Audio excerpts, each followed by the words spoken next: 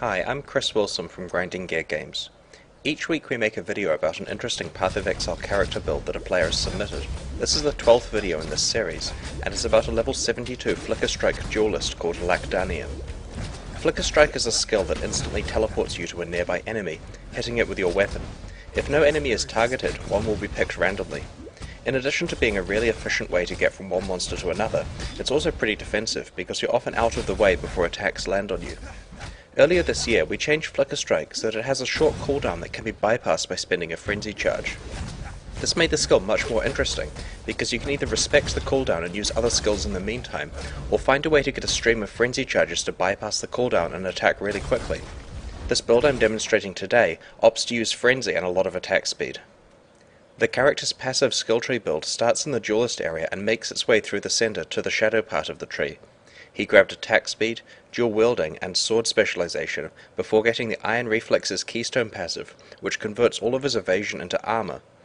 In the shadow area, he grabbed almost exclusively critical strike passive skills. This build doesn't really require any niche unique items to work correctly, so it's able to use a lot of powerful rares. Both of these swords are high damage dragonbone rapiers. I really like his gloves actually. They have attack speed, life, good resistances, and item rarity. His belt is pretty similar, though I think the stun duration and flask mods will be better as resistances or mana. The boots are very nice in terms of their defenses and run speed.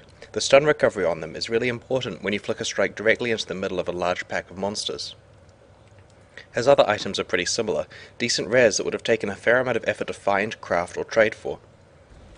Phase Run is an important spell for this build. It performs two roles, both increasing your movement speed and also making your next attack do additional damage. If you cast it before launching a Flicker Strike, the damage is high enough to one-hit kill some monsters. Against harder hitting enemies, the build has access to Decoy Totem, which distracts monsters for a while until they've dealt with the totem. This character can do a lot of damage very fast if he's not having to tank large attacks that stun him. Both the Phase Run and Decoy Totem skills are augmented with a faster casting support gem. This is a sensible choice. The build doesn't naturally specialize in casting spells, but yet it doesn't want to be vulnerable to interruption and stuns while in the middle of a pack of monsters, so it's worth the gem socket to cut that interval down. The Cleave skill is usually good for dealing damage to a group of nearby enemies. This build has an interesting twist on that skill. The player has opted to reduce the area of effective Cleave in order to increase its damage. When you Flicker Strike into the middle of a group of monsters, many of them are within the range of the short version Uber Cleave attack. The support gems he is using on Cleaver increase critical damage, concentrated effect, and faster attacks. In terms of auras, this build uses Grace and Hatred. The Grace aura grants evasion, which turns into armor due to the Iron Reflex's keystone passive. The Hatred aura grants additional cold damage, which in addition to killing enemies faster, has the advantage of freezing and shattering monsters. This means on certain maps, enemy necromancers cannot raise their corpses.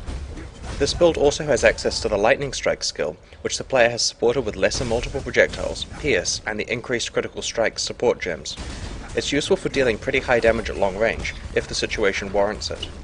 Because of the emphasis on critical strikes in the passive skill tree, the critical weakness curse and his diamond flask are both very useful when burst damage is needed.